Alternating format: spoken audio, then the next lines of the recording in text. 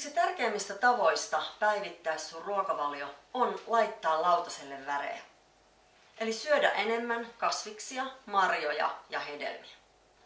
Saat niistä sellaisia suojaravintoaineita, vitamiinia, hiven- ja kivennäisaineita, joita et saa mistään muualta ja jotka on aivan välttämättömiä, jotta sun kroppa voisi toimia oikein.